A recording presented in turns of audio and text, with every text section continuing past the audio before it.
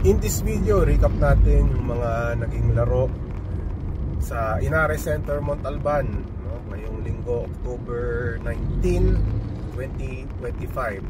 Ako po si Ruben Arado, I Ride Sports for Spin.ph. Salamat sa inyong panonood sa ating YouTube channel. At ito, no, pauwi tayo galing Inares Center, Montalban para galing tayo dun upang i-cover yung laro, and we're doing this recording habang tayo pauwi, no?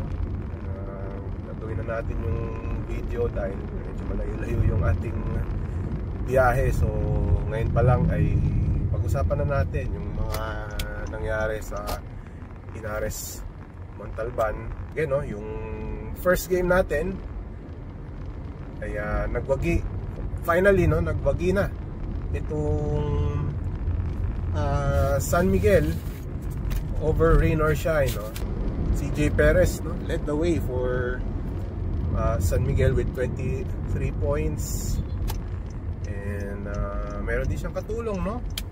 And Marshall Lassiter finished the ball game with 18 points, 12 in the third quarter. Nung second quarter actually ay karoon siya ng injury sa kanyang ilong. Inadvertently nasiko siya ni Santi Santillan while taking a shot. Yun, after getting treatment from their doctors ay umalik siya noong third quarter. At parang in a way, no, yung injury na yun sparked him, no? Parang nabuhay siya, and he was perfect from a 3-point range in the second quarter. 3 out of 3 ang kanyang 3 points made. Yung kanyang outside shooting ay nakatulong upang dalhin ang San Miguel sa panalo, no? And of course, Jun Marfado also had a good game, double-double. And at least yung kanyang free throw shooting rin maayos-ayos compared that to the previous game against Phoenix, where he only shot 5 of 12 from the foul line. And sabi ni Coach Leo Austria after the game, there was a sense of urgency, no?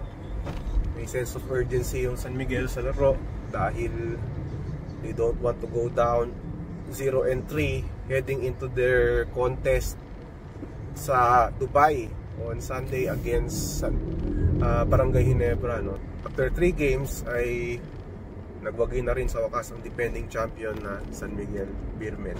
In the second game, exciting finish, no, between Meralco and Magnolia, with Meralco coming out victorious in the game, winning by only by 2 points. CJ Cancino led the way for the Meralco Bolts, no, with a career high of 23 points, no? CJ Cancino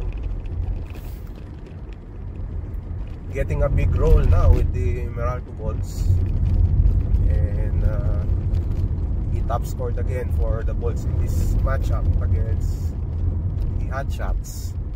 So actually maganda yung pinakitang depensa ng Meralco, no, with the Bolts limiting itong Magnolia Hot Shots to only 7 points in the first quarter, no? So despite yung naging magandang depensa ng Meralco in the first quarter, dumikit pa rin itong Magnolia, no? And they even took the lead after back-to-back threes by Xavier Lucero. Pero still, during crunch time ay gumawa din itong si CJ Cancino, no, making a jumper with 31 seconds left to retake the lead, and eventually maintain nila yung kanilang kalamangan over the Hot Shots. Aaron Black also played well in this game. So Meralco, no, sweeping their games this week, no, before heading to the EASL, no. First, they defeated in Blackwater, then yung Barangay Ginebra, and then ito nga, no, tinalo nila yung Magnolia, no. They were able to survive their schedule, sweeping all their 3 games, heading into the EASL campaign, where they will play the Europeo Golden Kings in Okinawa sa October 22.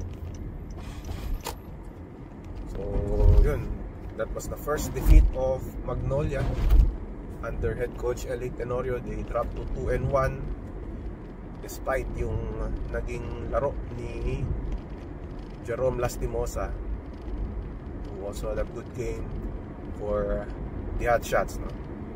So Meralco, before heading to the EASL, improving their record to 3-2 on a 3-game winning streak, while again yung Hotshots go down to 2-1. So yan po yung ating recap ng game sa Pinares Center Montalban.